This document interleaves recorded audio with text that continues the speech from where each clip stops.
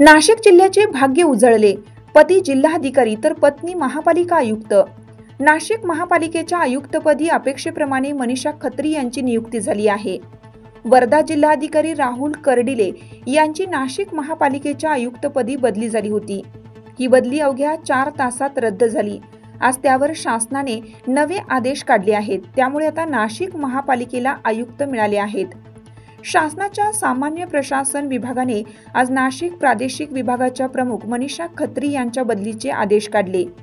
मनीषा खत्री आता नाशिक महापालिकेच्या आयुक्त म्हणून त्यांची नियुक्ती झाली आहे। त्या उद्या कार्यभार स्वीकारण्याची शक्यता आहे। या निमित्ताने पती जलज शर्मा हे नाशिकचे जिल्हाधिकारी आहेत, तर पत्नी मनीषा खत्री या आता नाशिक महापालिकेच्या आयुक्त असतील। पती जिल्हाधिकारी आणि पत्नी महापालिकेच्या आयुक्त अशी नाशिकची स्थिती असेल। या निमित्ताने एकाच कुटुंबाकडून शहर आणि जिल्ह्याचा कारभार हाकला जाणार आहे। मनीषा खत्री या सध्या नाशिक प्रादेशिक विकास प्राधिकरणाच्या प्रमुख होत्या। त्यांच्या नाशिक महापालिकेच्या आयुक्त म्हणून बदलीची चर्चा कालपासून सुरू होती। राहुल कर्डिले यांची बदली काल सायंकाळी रद्द झाली। त्यानंतर मनीषा खत्री या महापालिकेच्या आयुक्त होतील असा कयास प्रशासनातील वरिष्ठ अधिकाऱ्यांनी व्यक्त केला होता। आज याबाबत शासनाने बदलीचे आदेश काढले आहेत।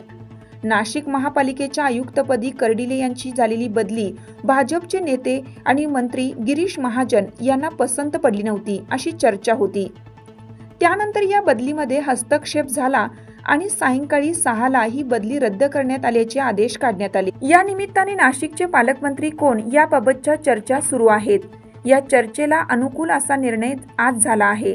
त्यामुळे आगामी काळात जिल्ह्याच्या प्रशासनाच्या व्यवस्थेत आणखीन काही बदल होणार का याचीही चर्चा सुरू आहे।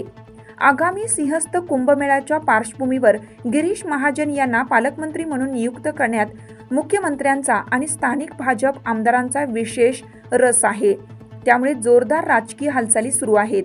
त्यामुळे नाशिकचे पालकमंत्री कृषी मंत्री माणिकराव कोकाटे की भाजपचे मंत्री गिरीश महाजन याविषयी कार्यकर्त्यांमध्ये आणि प्रशासनात चर्चा सुरू आहे। लोकमान्य न्यूजसाठी संचालक लक्ष्मीकांत शिंदे, नाशिक।